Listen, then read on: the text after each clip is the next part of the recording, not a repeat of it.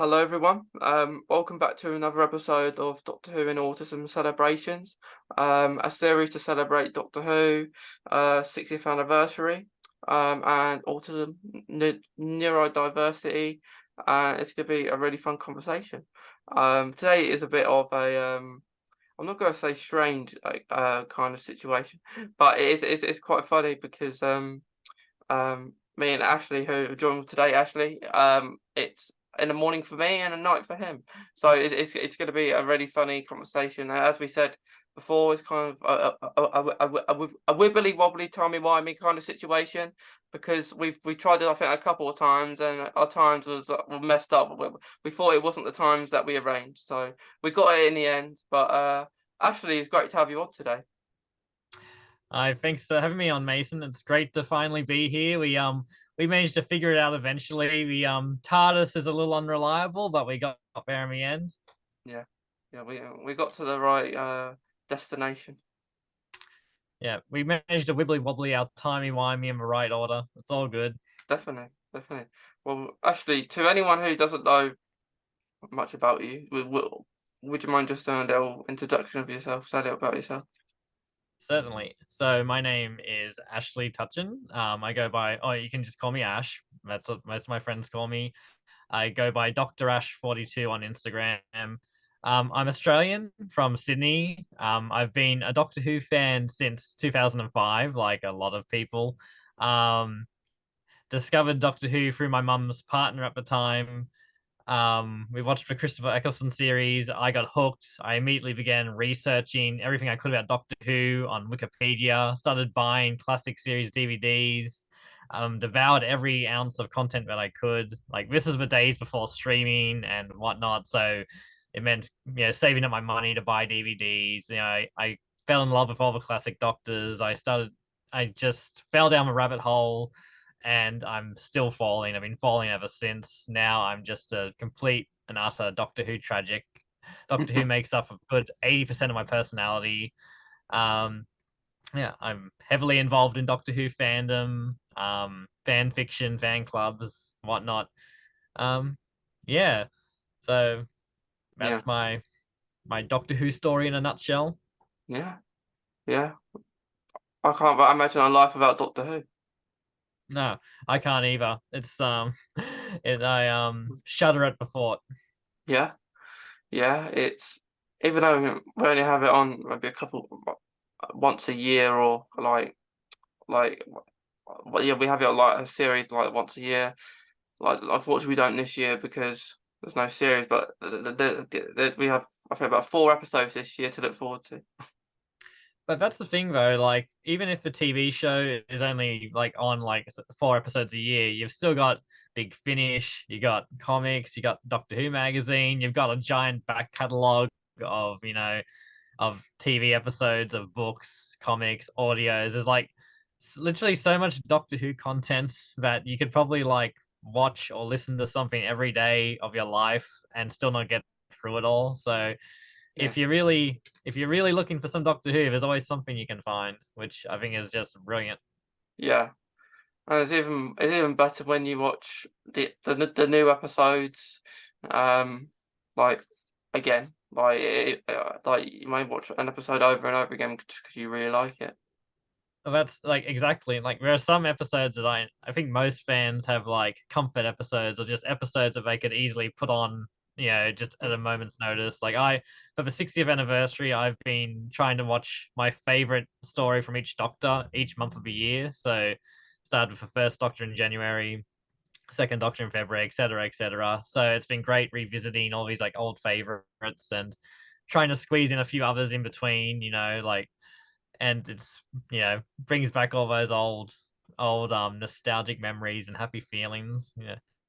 I Yeah, just like a couple of years ago I rewatched Matt Smith's first season because that's one of my favorite eras of the show, and like it never gets old. Repeat viewings don't diminish the way it makes you feel, so there's always something there even if there's no new episodes on TV. yeah. I did like Matt Smith's series. I think series 5 was a good season. I like the whole probably 11th Hour is probably my favorite episode that he done. Um, I think it's probably one of my favourite episodes in Doctor Who. Really, up It, there. it's such a strong episode. Like, I think Vincent and the Doctor is my favorite of his stories, but the 11th Hour is probably my favorite introductory story for a Doctor. I think it's such a strong start to his era, and I think it's a good jumping on point. And it's just like I love 11th Doctor. I love Amy. I love Rory, and it just there's something about it that's just. I wish they would do a novelization of it. They keep releasing these new Target novelizations. I'm waiting for them to do an 11th Hour novelization because I think that'd be pretty cool. It was very clever. It was it was very clever how they done it. Like the 11th hour, like being like like it was gone so long, um, as well. And it was quite clever how they done it because like when the when he came back and like you had Amy older. I think even for the audience watching it, we didn't think that was Amy. We actually believed that was a police guard because it was a person in a police uniform. Well, I remember I knew like because I'd seen like the photos in Doctor Who magazine. I knew that I'd seen the pictures of the new companion. I knew Amy was in a police uniform, so I knew that was her. But like I was shocked that she wasn't actually a police officer because I remember thinking, oh, it's cool. There's going to be a police officer as a companion. That's pretty cool. That hasn't been done before. So then when she does a big kissogram reveal, I was like, oh, okay, didn't see that coming. Like Yeah. that's a little naughty for Doctor Who. Very Stephen Moffat. Yeah. and and like I said, the timey wiminess of it all, the what 12, 14 year gap. Doctor shows up, disappears for 12 years, comes back, disappears for another 2 years. Like it's all, yeah, it's a time travel show, so it's nice when they really use the time travel effectively like that. And yeah, it's such an interest, and the whole, he was her imaginary friend, and that sort of dynamic. I love that magical fairy tale feeling that they went for, and it's something about it. It just feels special. Yeah, he didn't age. Like it's quite funny because the doctor didn't age a day. Because it was basically 5 minutes for the doctor. Yeah. To be fair, he wouldn't age even if it had been, 14 years or whatever. Benefits of being a Time Lord, I guess. But yeah, for him it'd been a few minutes. For Amy, she'd spent her whole life growing up being told she was crazy, so bit of a difference. But Yeah. Yeah. I do like to watch that episode. Like my favourite seasons are probably 4 and 5. I did like series 4 as well. Series 4 is great. Ten and Yeah. Donna, I'm a big fan. I rewatched it a few years ago, and I thought, yeah, it really holds up. It's really great. It made me remember how much I really love Russell T Davies, and like Ten and Donna, I think were just the pinnacle of that, and Mm.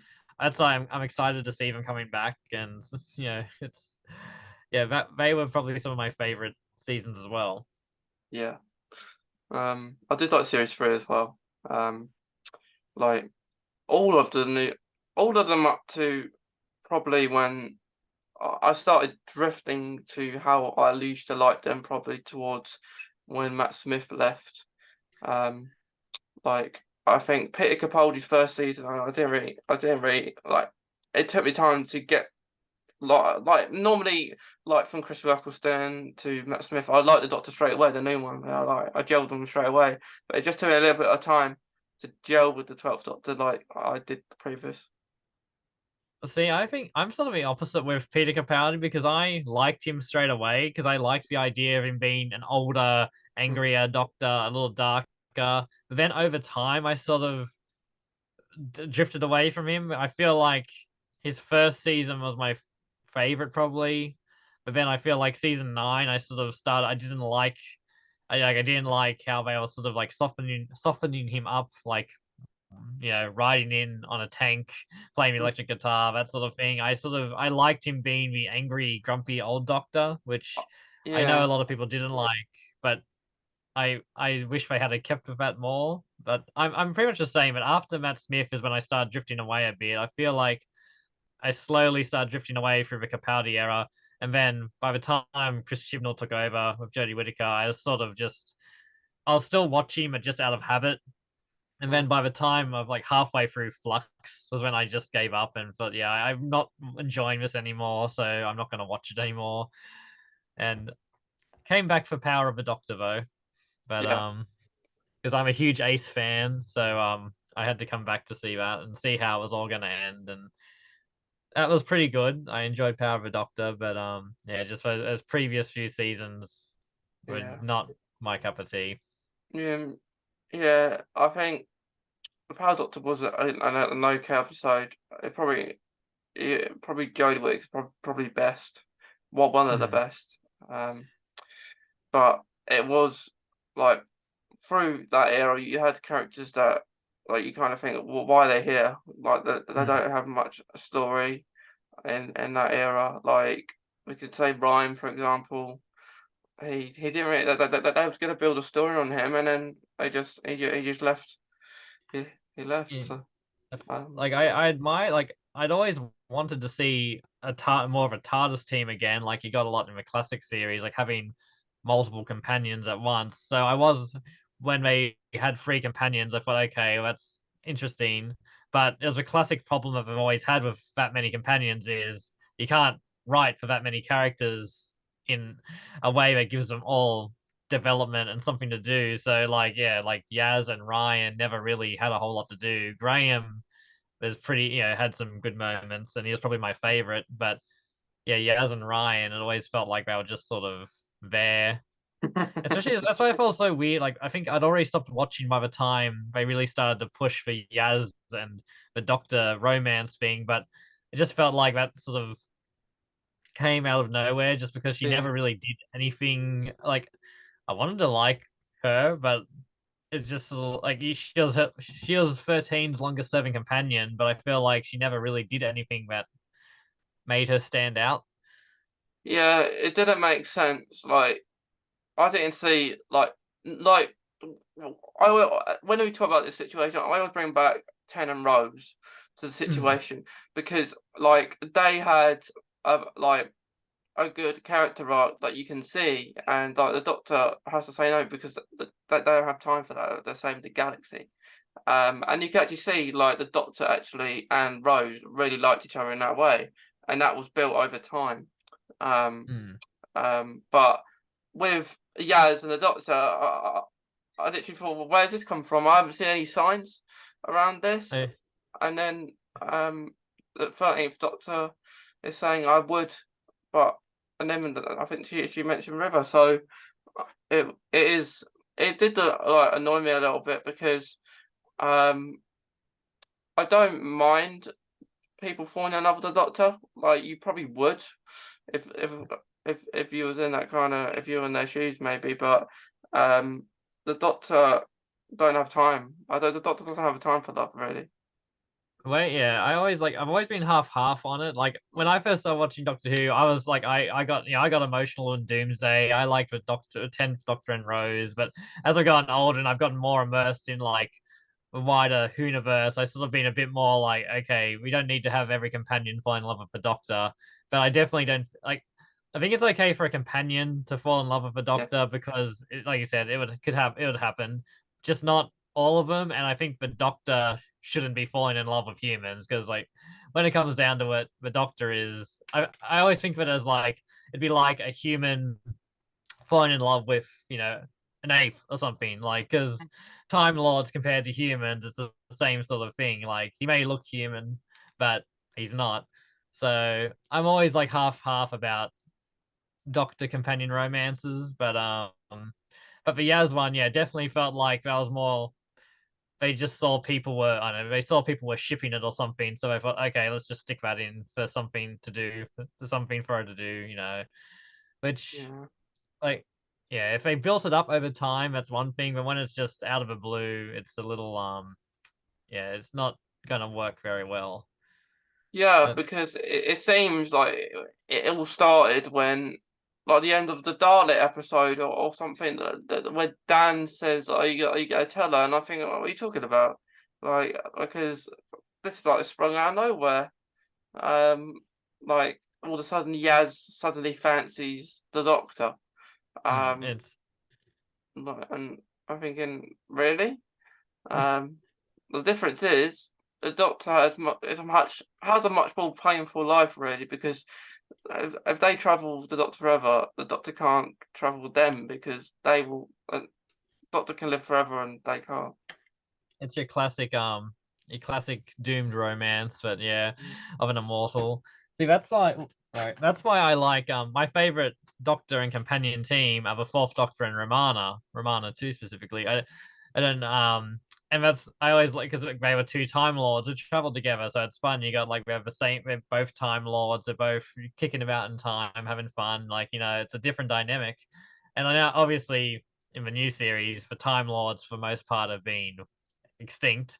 But that's why I think it'd be cool to have the Doctor start traveling with aliens again. And like, Yeah. in Classic Who, you had the Doctor was always traveling with aliens, people from the past, people from the future. New Who has sort of kept it to mostly present day Earth girls mainly, Yeah. if not a whole lot of Yeah. variation. So it'd be Yeah. cool if they.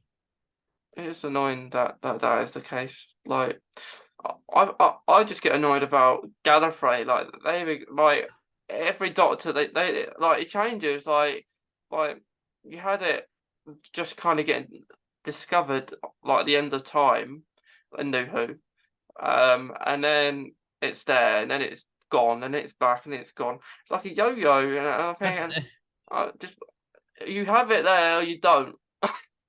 just that's what they sort of brought it back like in the Capaldi era, he sort of found Gallifrey and everything, and then it was barely there for a second. Then suddenly it's just, oh, now the Masters just destroyed Gallifrey because he threw a tantrum, and like, but I didn't like the Timeless Child stuff, and I didn't like Gallifrey just being like destroyed off screen because like the whole like pretty much the Master got angry and so he blew up Gallifrey out of anger, and well, we only just got it back, and now you're gonna destroy it again without even showing it.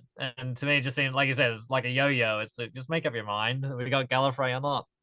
You can have Gallifrey back and not if they don't want to like visit Gallifrey, it can still exist. You don't have to have the Doctor going to Gallifrey all the time. Like I know, like towards the end of Classic Who, there are a lot of episodes set on Gallifrey, and if they don't want to do that, they can still bring it back and just keep it in the background. You're not obligated to visit Gallifrey. Just decide whether it's going to be destroyed or whether it's going to be sitting there. Like stop flipping between the two. Yeah, it's just very confusing. Like when this kind of stuff happens, when it's there and it's not, and it's the same with the master. I think Mm. like I do want to have a little break. I did love Sasha's master. I did really like the concept of the master, but I just want no master now for a little bit. Yeah, I think they it'd be nice if, especially if they're going to have shorter seasons now. Like I think season 14 is only going to have like, I think they could stand to not have the Master or the Daleks or like other returning villains for a season here and there. It's like it's cool. Like I like seeing them come back, but they can space it out a bit more. It's like Tom Baker was the Doctor for 7 years, and in that time he only had what, two Dalek stories, one Cyberman story, two Master stories. So you can space things out. You don't need to bring them out every year. The Master had a lot going on in the 13th Doctor era, so he can have a bit of a break again. And Yeah, I think so. Like, yeah, I think every Doctor I think has had a Dalek. Or will face a Dalek. So Shooty will probably face a Daleks at some point. If it's anything, just have it like they don't even have to do much. hmm. But yeah, I would like to see some new kind of villains because we normally just see the same ones and maybe the odd new ones, or just bring up some really old ones that hasn't been seen for a long time. Well, I feel like it's sort of like a baptism by fire, but every Doctor has to face the Daleks pretty early on, so you can seeing how their Doctor reacts to the Daleks is sort of like a big part of figuring out who their Doctor is. But yeah, like I mean, you can you can take your time with it. Like build them up to be a threat again. Like don't just wheel them out instantly. Like build them up a bit. They can bring them back as a big threat. And in the meantime, like you said, maybe either new villains or bring out some older villains who need a chance to shine. Like, that's I'm excited about Russell's bringing back, Beep the Meep from the old comics. That's Mm, crazy. But and yeah, if the Celestial Toymaker is indeed back, that's I'm excited by that sort of thing because like there are a lot of really cool old characters and villains that could do with a nice little modern update and let modern audiences see them. So yeah. hopefully we'll see more of that. It makes sense for the Toymaker to return because that was like a first Doctor villain, as well. It's the 60th anniversary, so it'll be cool to have an old Sixth Doctor villain, and it's one that you can do a lot with. Sorry, First Doctor villain, and it's one you can do a lot with too. Like it's such an interesting idea, and he was only in one story of a TV show, plus like a bunch some appearances in novels and audios. But in terms of a TV show, he's only actually been in one story, so you could do a lot with him, and work with the mythology and Yeah. have some fun with him. Yeah, like it's all about being a game with the toy making and everything. So like, and a lot was going on when scenes like all things that we've seen already. But it's gonna be really interesting to see what happens.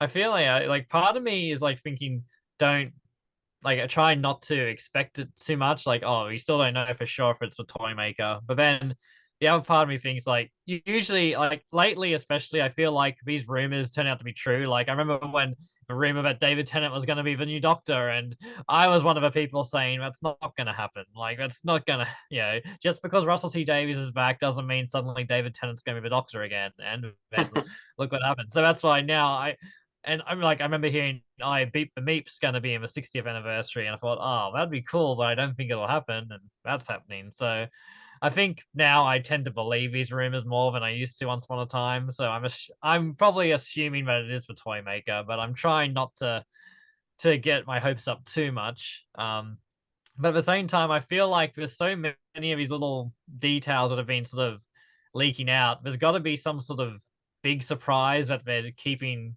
close to the chest because we sort of know a few little details. I feel like there's got to be at least one big thing that's being kept secret. There's got to be at least one big surprise that we don't know about yet. Yeah, there will be lots that we don't know. Like I always say, Doctor Who only show us what isn't that big to know. Yeah. Like we know Neil Patrick Harris was in Doctor Who before we see him on set. We knew Donna was there. We knew not 10th Doctor, sorry, 14th Doctor. Um, we know all this. And like all these announcements are kind of flowing through all the time with new cast announcements for Series 14. Um, and Series 14 hasn't even big started yet, and we're getting loads of it. It's almost compared. So in all these announcements, almost like they need to make this possibly like an hour an episode, because how many people seem are going to be in this series 14?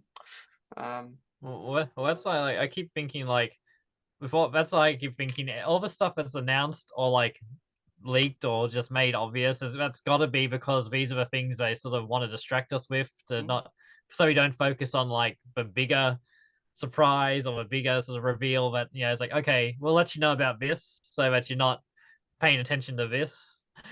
yeah, Like I might be wrong, but I like especially for the 60th anniversary, there's got to be like a few big things happening that they're not gonna see coming. Nice little surprises. yeah. And season 14, yeah, like you said, is we've already got a lot of like cast reveals and stuff, and what surprises me of season 14 is the costume that it's looking like the 15th Doctor. It's looking like to me he's gonna wear a different costume in each episode, which is interesting. Like that's like I'm Yeah, yeah. curious if that's is that gonna be his thing, that instead of having a regular costume, it'll be he changes his clothes for each adventure, which should be different. I reckon he'll have that one that is going to be his, like the one that that he is more frequent. Maybe he might wear one more than others, but yeah, I think each episode he will wear a different one. Well, that's Which will be it's weird interesting if you want to cosplay him because you get to choose a variety yeah. of costumes.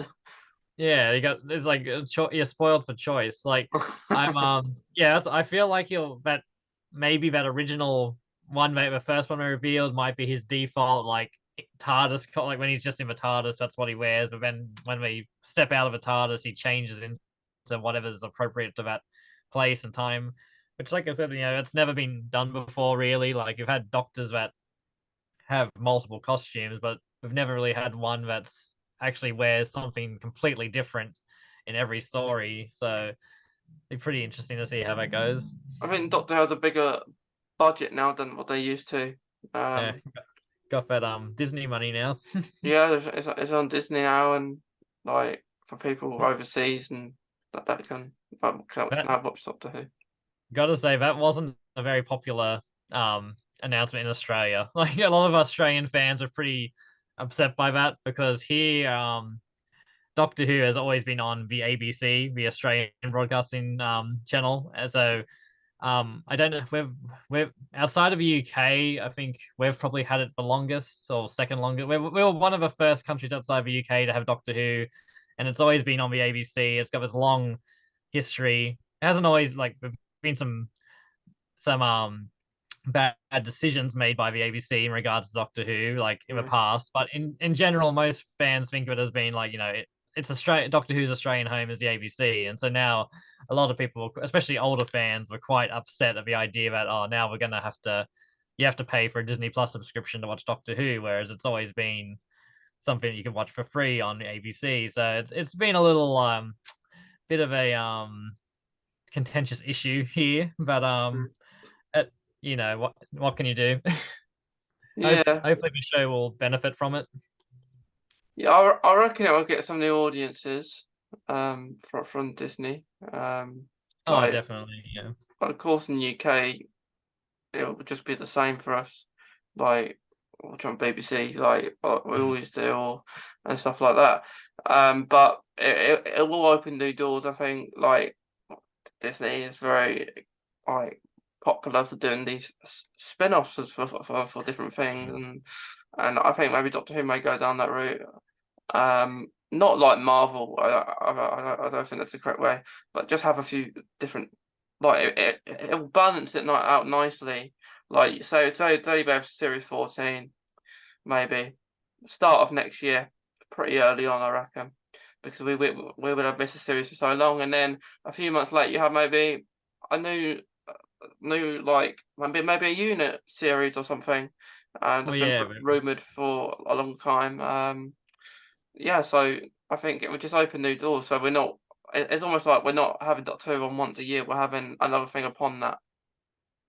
well, that's the one main benefit I see is that I can picture that happening too. Like like in the first Russell T Davies era, we already had spin-offs like Torchwood and Sarah Jane Adventures, and now, like you said, Disney, like with like their Marvel and Star Wars stuff, they have that sort of plan of like they pretty much have like back-to-back shows nearly of like, we got like a Marvel show every few months, we got a Star Wars show every few months. So I can see them doing that with Doctor Who, where it'll be like, yeah, like you said, Doctor Who will be on for like a couple of months, but then you're gonna have like 2 or 3 spin-offs on later in the year. So like, sort of like how Big Finish has like just an endless array of different spin-offs and whatnot. It'd be the same. I can picture it being the same sort of thing, and Yeah, that would be cool. Like as long as they're done well, which I think under Russell T Davies they will be. I think he'd be, yeah. he would make, he's good at maintaining that sort of quality control. We So do, yeah. We talk about it being Hooniverse, but it's not really Hooniverse without other, like other things like you have Doctor Who, but like we people like Doctor Who called Whovians, and like it just makes it a bigger Hooniverse if you have different aspects because well, yeah, like you have Unit, you might have I don't know uh, well, lots of other that's, stuff. well, that's the thing. It's such a like this is a 60-year-old show. It's got such a wide and expansive universe of characters. Like you can like you could have spin-offs that focus on past Doctors if you want, other companions. Like they seem to be really bringing in like old companions now. Like we had Ace and Tegan in Power of the Doctor, plus all those cameos at the end with the companion support group, and now Mel's coming back for season 14, which is exciting because I like Mel. So you could like, I wouldn't be surprised if like we've already got the rumors about the unit series. Like it could be bringing back old characters to try and gauge audience reaction for potential spin-offs. Like I know why not have like a spin-off focusing on Mel doing something. You've literally got all of time and space at your disposal, so you can use these characters however you want. Like take this old companion and put them in this place doing this thing, and Yeah. it's, Yeah. it's the possibilities are endless. I think they could widen their audience as well, because Doctor Who isn't just a children's program. Hmm. So they could make a Doctor Who series based around that of certain audience as well. Like people just growing up with watching Doctor Who, they might have, like they did like with Sergeant Adventures. That was really a children's program at the time. And then Torch was maybe for the older audience. So they could do something like that again. And I think but bringing back like behind the scenes show like they did Hmm. like before, which was great, because you'd watch Doctor Who, they then go on and watch the behind the scenes afterwards to see how it was made and how they're doing everything. So I would enjoy that. I 100% agree. Like, yeah, I used to love Doctor Who Confidential, and I know a lot of people did, and I know I think there's been talk about it coming back. I don't know if it's true or not, or just speculation. But like you said, it'd be cool to have that again. Like I think for the Disney Plus, a lot of the Marvel shows they do like a little behind the scenes thing. So it'd Mm. be cool if they brought that back. And like you said, we used to have Torchwood as like Doctor Who was like the sort of mid-range one. Torchwood was the more mature show. Sarah Jane Adventures was the more children's show. So you've got a wide range you can work with. You can, you know, experiment with tones and whatnot. Things you couldn't do in Doctor Who, you could try doing in other shows, and Yeah, it's yeah. Doctor Who is a oh very good show that it's been around for 60 years nearly. Um, that I can't believe it. So some of us haven't watched it for 60 years because we haven't been around for 60 years. yeah. I think most of us probably haven't been around, but yeah, we're still plenty of fans who have been around the whole time. But I think the majority probably haven't had the whole experience. But Yeah, because if you were born when Doctor Who has begun, you wouldn't have watched it then. So then, you'd have to be at least like you'd have to be at least in your sort of late 60s to have been old enough to have watched the show and like remember it yeah, probably. Like if you're like 5 years old when it started, but yeah, um yeah. so I will say something about the doctor I had on. Like, I asked this specific doctor if when did you start watching Doctor Who? And they said they were around, um, well, they were growing up around, like, when they were growing up, it was around the first Doctor and everything. So, um, no, yeah, it was like I've just started. The other week I watched the first Doctor Who episode, which is very interesting because it's in black and also white, and yeah, I'm not used to oh, watching it in black and white. oh, so that was your first time watching it, An Unearthly Child? Yeah, only a couple of weeks ago.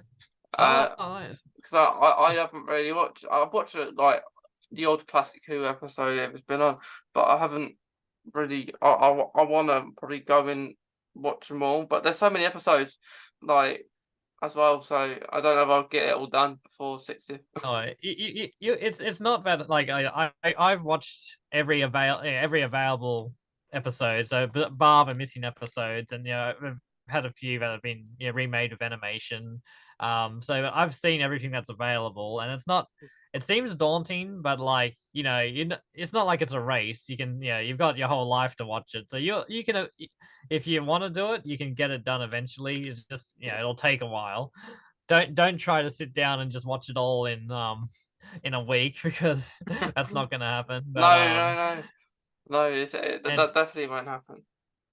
I think with Classic Who, it's also got like try and cherry pick what you think you're most interested in and what doctors, what eras appeal to you most, because to sort of to ease yourself into it, because not everyone you might not necessarily be up for watching 6 seasons of black and white, 6 to 10 part stories. So that's something you might need to ease into, but you might find that, watching some Fourth Doctor stuff or some Seventh Doctor stuff is more your speed, and it's a Mm. little more a little closer to what we might be used to. But I feel like there's something like Classic Who wasn't just one slab, one style. It was 26 years of different production teams, different styles, different effects, different actors. So, I think there's something for everyone if you know where to look. Like for me, like the Fourth Doctor is my favorite Doctor, Tom Baker. It's pretty cliche, but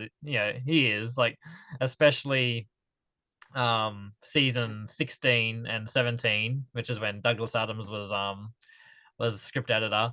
And so to me, it was a very fun time, very like lots of silly little jokes and things, very like a lot of Douglas Adams humor. So I feel like that's a nice place to like try out Classic Who, but then for some people that might not be their cup of tea either. So Yeah. I think just have a poke around and try different doctors, different eras, and there's usually something that'll resonate. He's quite a lot of people really like him, like as Classic Who's he's one of like the favourites, isn't he, Tom Baker? I think he's just something about him is just like go to favorite. Like he's probably the most recognizable Doctor just with a long scarf and a floppy hat. I feel like most people who don't know Doctor Who will at least be aware of his image, even if it's just from The Simpsons or something. Like it's he's the sort of go-to Doctor. But although these days you might argue David Tennant is more that Doctor, but Yeah, I mean, what one though? it's Yeah. but yeah, like I said, it's not.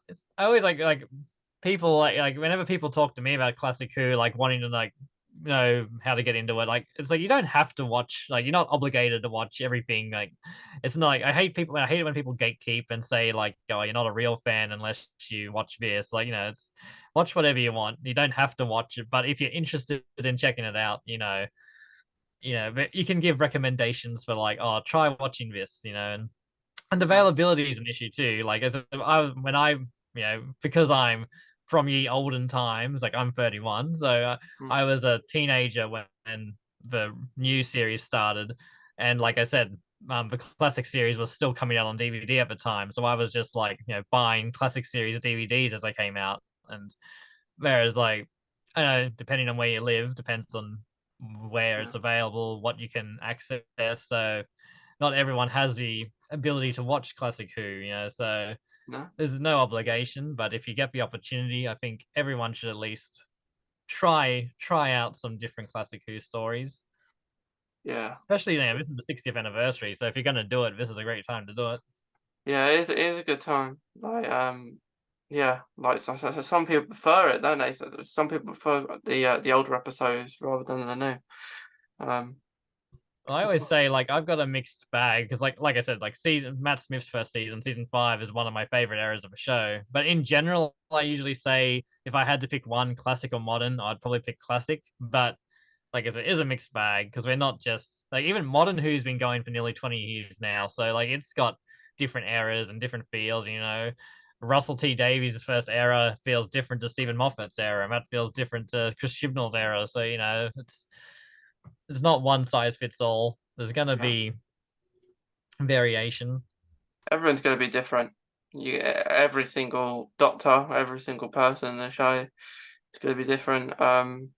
Like when, well, like when it took a bit of a time to maybe like with Peter Capaldi's one, I actually liked his last series probably the best. I And that was because he changed and I just liked the way he was. Like he was a caring person. But I I didn't like the fact that the Clara storyline went on a bit long for me. It kind of dragged.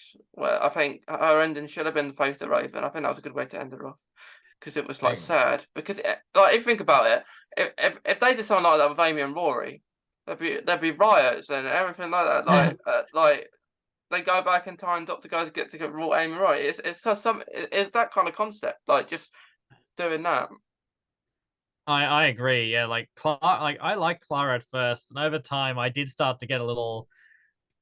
She did start to grate on me a bit, and I do think, yeah, her story was extended beyond its natural conclusion. I think, like, first she was originally meant to leave in Last Christmas, and I think that would have been a nice point for her to leave. And then definitely Face for Raven. Like, by that point, I think I was sort of like, I didn't really care for her character anymore. I was a little annoyed by her, but and I thought she had a good ending in Face of Raven, like, Let Me Be Brave, and I thought it was a very, like, it worked really well for her character, and like it was a good character arc, but she sort of died as a result of her own, I guess, hubris or arrogance.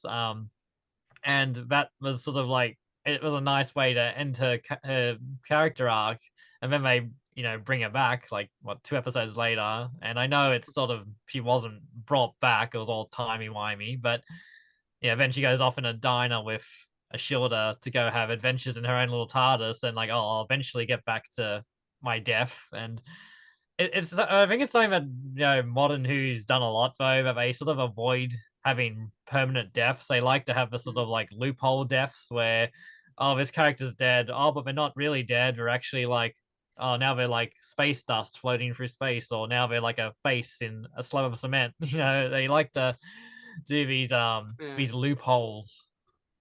yeah. I do like it when, like, I think it's like it's a part of Doctor Who, like the companions die and stuff like that, and like it seemed in the last era that they didn't want that to happen. Like, I think they all just went home, didn't they? It was just a big family.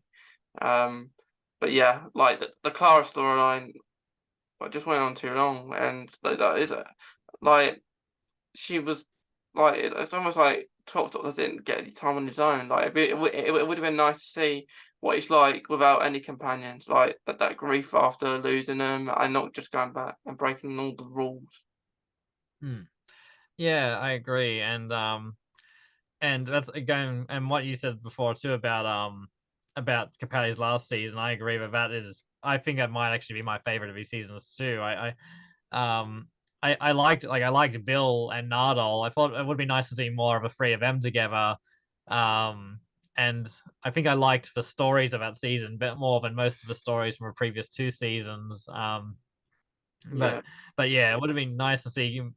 Like, we got little glimpses of Capaldi on his own, I guess, like at the beginning of season 10 when he's teaching at the university. But yeah, we never really got to see a proper, like, even just an episode of him. Oh, then again, we got Heaven Sent, where, it was literally just him, which is that's probably my favorite 12th Doctor episode. I think that's just, yeah, such an amazing episode.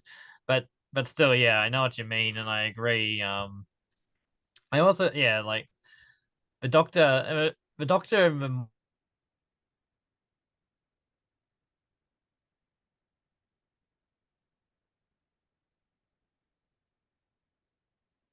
times, which is interesting, but I guess it's nice to see even more a bit more of an emotional side of a Doctor sometimes. But yeah. yeah, don't don't always necessarily need to have a companion die and have the Doctor flip out. But also, I do think, like, there's a certain strength to having companions who do just leave the TARDIS. Like, I think I always like Martha. Like, I'm one of those people who thinks Martha's underrated, and I think that Yeah, yeah. she made the choice to leave, just which I think that, you don't have to stay until you meet a tragic end. It takes a lot of strength to be able to say, that was fun, but I'm going to go back to my regular life now. Yeah, Doctor wasn't very nice to Martha. Well, yeah, because he spent most of the time just pining over Rose. But Yeah, like, yeah, that's why I like Donna, because like after Rose and Martha, I was a little tired of, okay, do we need every companion to be staring at the Doctor with like the schoolgirl eyes? Like, that's why it was nice for Donna was just, just a couple of friends, that classic all I that's what I want's a like. mate. Yeah, yeah, and I think Martha, out of any of the companions, like we know Donna, but I think any other of the companions, Martha is a huge potentially possibility to be in the 60th, purely because that her story is really unfinished. They didn't, it didn't go like maybe the way it should have. And she's just like we don't really know much about her still. So and like she doesn't really age really that much. Um, so it would be nice, and I think if a unit spin off at her at the helm, Kate Stewart and even Osgood and people like that, I think she did really good. And I think like we see unit soldiers in the 60th already, like so maybe she's part of that. But yeah, I would love to see more of Martha. I think it'd be great. Like I think she's could quite like she's one of those companions who I don't think it like she's just likable and like the story is just underrated and her story is a lot more to be told. Yeah, And like I feel like she gets overshadowed by Rose and Donna because like she's sandwiched between two really popular companions who had like really significant character arcs, and she was just sort of like sandwiched in between them. But that's why I like her. Like I said, she she just left when she felt like she needed to leave, and she popped up in Torchwood, for a bit, and we know she's with Unit, or she was with Unit. So like, I think it'd be great if they do a Unit spin off and she's part of it. yeah, Like she's definitely, yeah. If she's definitely someone I'd like to see come back for either the 60th or just in future in some capacity. Which, if they do, like I said, with the possibility of spin-offs, then hopefully we will see things like that. I Picking hope you so. can I cherry do. pick companions or characters and give them a chance to shine when you wouldn't have time for that in the main show. I hope so. Yeah. Like this last couple of years, I found like people who like autistic and stuff tend to like Doctor Who. And like it's one of those things that a lot of people like, and I found that really interesting because like when I was younger, like I was at school, like I was autistic myself and wanting to play Doctor Who with people, and no one liked it. And I find it hard to make people friends that like who like Doctor Who too, because I felt like I was the only one back then. And Oh, this was like 2005 kind of time, and then I, and then now probably since 2020, found like loads of us like Doctor Who. I would have thought that it would have been I wouldn't didn't think you would have had that problem over in the UK. I thought it would have been like, everyone loved Doctor Who as soon as it came back. Like that's interesting to know. Like here I feel like here in Australia, I feel like the like we've always had like a strong Doctor Who fandom in Australia, but I feel like it was at its strong for me, like with my experience growing up, and it was probably at its strongest between like probably like the David Tennant years and the Matt Smith Yeah, years. And I feel like you used to see like Doctor Who cosplay everywhere at conventions. You used to see Doctor Who merchandise everywhere. I feel like after the 50th anniversary, it started to decline a bit down here to the point where like it felt like it was much more of a niche thing again.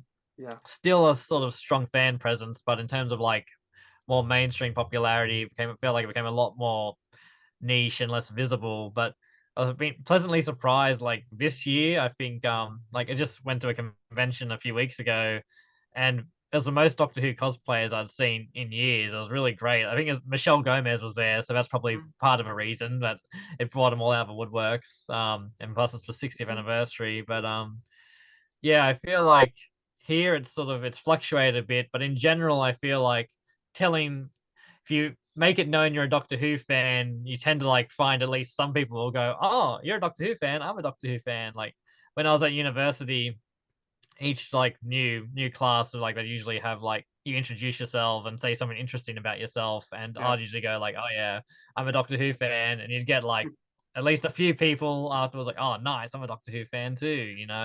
yeah, So yeah. Because uh, I think what it was because I was very young. Like when Doctor Who started, I was about maybe 5. oh, I was born in early 2000. So oh, you're I young and yeah, I was young back then. But yeah, so I didn't know many people, and then as time went on, like I got on social media, and then yeah, I know loads now. I know like loads of people that like it, and it's great. so It's great. Loads of people like it. social media is definitely like great for that. So like I used to be very anti social media. Like I'm always like late to every new social media platform. Like my high school friends like made me like forced me to get Facebook after we graduated. This is in 2009 when Facebook was still like, yeah, in thing. So every time there's a new social media platform, I'm usually like forced onto it by other people, and I'm usually really resistant. But like in the last couple of years, I've come to like sort of realize how great like Instagram is for and other social media platforms are for like Yeah, connecting with fans. And I've met a lot of great people through like Doctor Who fandom and other fandoms all through social media. So especially during like the lockdown years, real godsend. So yeah, it's great. You can like just at the beginning of this year, I went had a I was invited to be in a Doctor Who cosplay photo shoot mm, in another state, and that was all through people I'd met through like Instagram. So things like that are really fun, and you realize how it helps you to connect with fellow fans, and yeah, it's good stuff. Good stuff.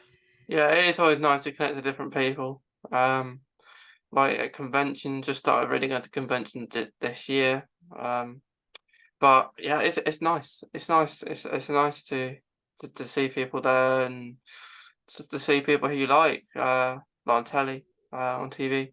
Um, so I think that's the best part about Doctor Who because it seems like the people who are on Doctor Who are always connected with it. It's nothing that's not going to go away. It's not like any other job that they'll have. Hmm. Um, It's something yeah, that they've comes got it and for goes. life.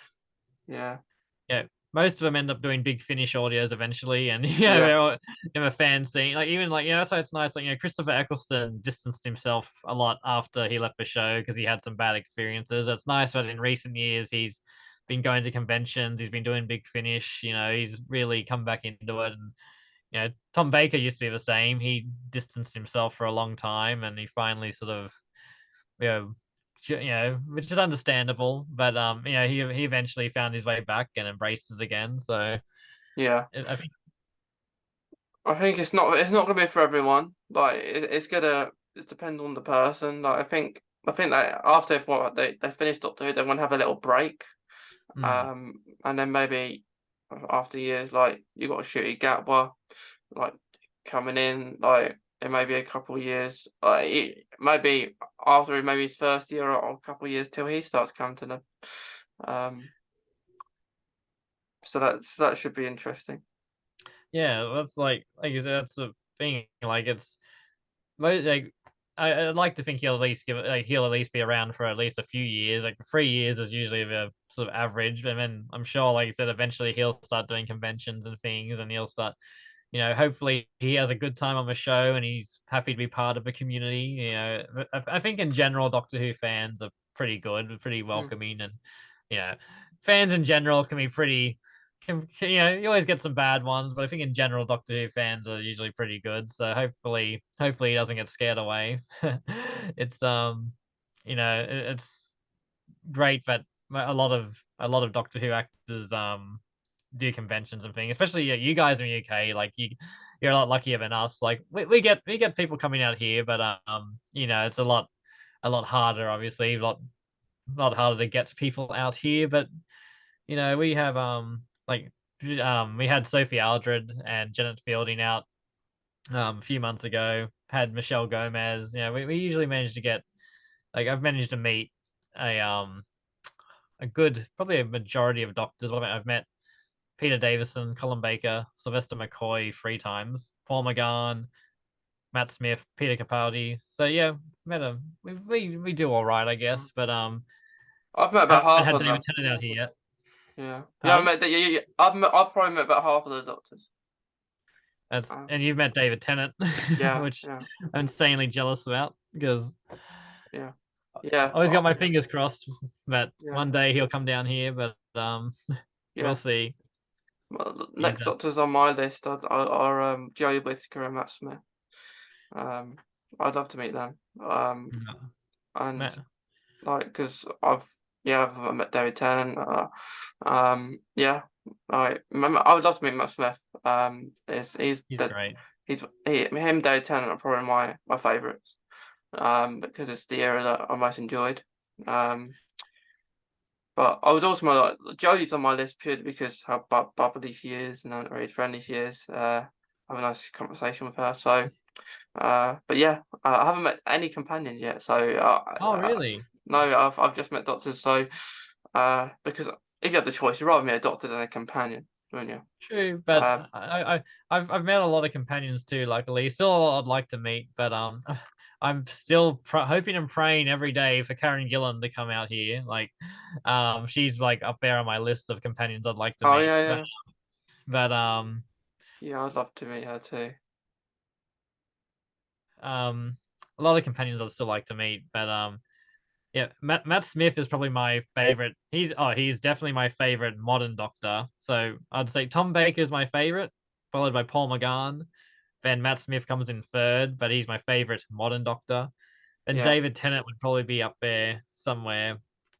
Um, def David Tennant is funny because David Tennant, I sometimes forget how much I like him until I rewatch one of his episodes, or like now that he's coming back, and I just sort of like, oh no, that's right, he's pretty amazing, isn't yeah. he? And I think because he's so popular, sometimes I sort of like don't think of, I sort of think, oh no, like I push him back a little bit on my ranking, but then I reevaluate and go, no, no, he's really great.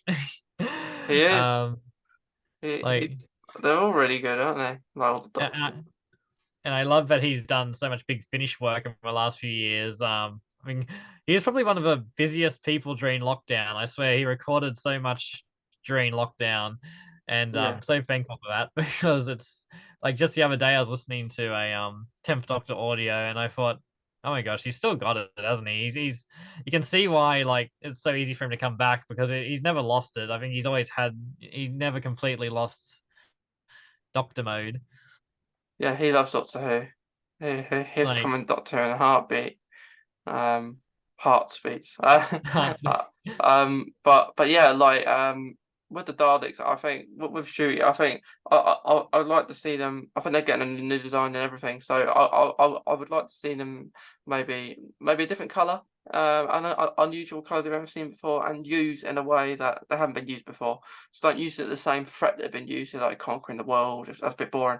Do it different. Like you had yeah. Dalek, like Dalek with Chris Wilkerson. That was a bit different. Exa- Uh, Exactly. I yeah. always say that the two best Dalek stories of modern Who have been Dalek, which is the best, Mm, which is literally just a single Dalek going through a base, killing people, and then Into the Dalek, I think, is probably the second one, just because the same thing. It's going inside a Dalek, and it's just like it's different. It's not just because you get a little too used to just seeing, oh, there's a bunch of CGI Daleks flying through the sky shooting things. So you need to make it a little different and make them mm. feel threatening. And so yeah, I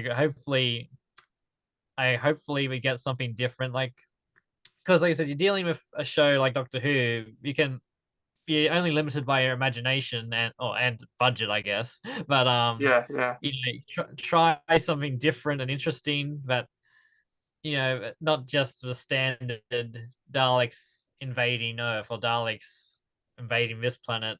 Shake it up a little bit. And I feel like with Russell coming back, I feel like he's the type of writer who he wouldn't have come back if he didn't feel like he had anything fresh to offer. So that's why I'm keen to see like, oh, what new ideas has he got? Has he got anything exciting and new to try for Daleks? Has he got, yeah, some, he's not someone who would have come back just for a paycheck. He's come back because obviously he felt he had more he could do, and so hopefully the Daleks will be part of that, and we'll see something cool. yeah. I'm very looking forward to it.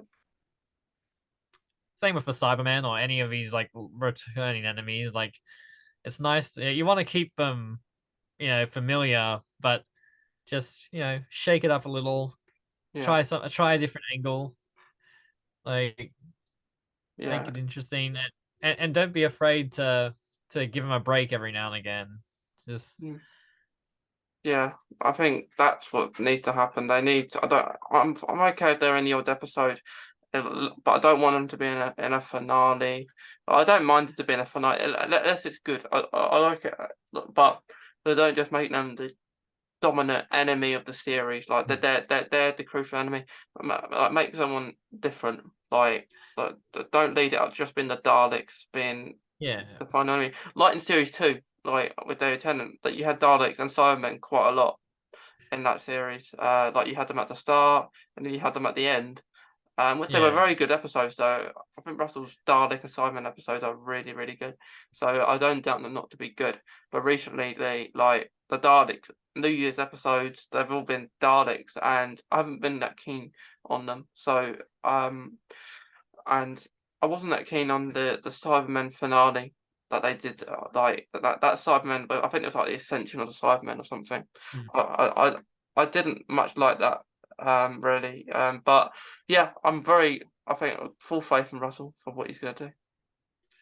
Yeah, like the Cybermen are the Cybermen are probably my favorite Doctor Who monster. So it's like, again, you can do interesting things with them, and like you said, you don't need to always make it the season finale is a Dalek story or a Cyberman story. You can do like I said, Classic Who, like I said, they were actually, their appearances were very few and far between. And I think that's one of the keys to making them last, but you only use them when you've got a story worth telling, and you make it big, leave an impact. If you just make them, every season it's for Daleks again, then naturally you're going to run out of interesting ways of telling that story. It's just an easy option just to do that. Like if you don't have any ideas, there you go. You got the Daleks and the Cybermen. And like I guess I get that as like behind the scenes reasons. Like, we got with the Daleks, I think is like supposedly they've got like rearrangement with Terry Nation's estate as they need to use them every year or something. I don't think that's ever been confirmed or not, but so I get, and there's like merchandising and stuff probably where they want to put out new Dalek toys every year or whatever. So I get that there's like other considerations, but it's not going to hurt surely if you can give them a rest here and there. That's right. Yeah. Until you can, That's it. But and bring back there's a lot of great enemies you could bring back from Classic Who. Like you bring back got like characters like Omega, who's like one of the founders of Time Lord Society, got stuck in an antimatter universe and went crazy. Do something with him. Or you got Varani, another evil renegade Time Lord, is just pretty much an unethical scientist who is happy to experiment on lower life forms. Try doing different things. If you can still bring back classics, just try some different ones. That's it. Well, hopefully there is going to be some new ones, but we'll have to wait and see, won't we? Only time will tell. Yeah, only time will tell. That's right. But actually, just to finish off, what's your favorite quote that you like, Doctor Who? Oh, I have two go-to Doctor Who quotes. So the first one, this is my second favorite quote. It's a Fourth Doctor quote. It's, "What's the point of being grown up if you can't be childish sometimes?" And that's a quote I like to live by. Yes. Then my absolute favorite Doctor Who quote, which I would like to have on my headstone one day when I die, is, "We're all stories in the end. Just make it a good one," from the 11th Doctor. Yeah. That's my all-time favorite Doctor Who quote. True. Right there. Yeah. I think I like that one too because it's just true. Because we are all stories in the end. We're always making new stories all the time. Such a beautiful, poignant line. I think that Stephen Moffat was really good with that stuff, especially with the 11th Doctor. He's like just beautiful little poetic, poignant lines, and I think that's just such a I've got a pendant that says it in it has that line in Gallifreyan. And it's just such a nice little line, and I hold it very dearly to my heart. Yeah. Well, I love those quotes, and I hope you've enjoyed coming on today. I've had a blast. It's been great. Thanks for having me on. It's been fun. Yeah. I know we could speak about Doctor Who all day, but I would too. It's been great. It's great just to be able to let loose, because I grew up in a family where I was the odd one out. I was the geek sheep of a family, as I put it, because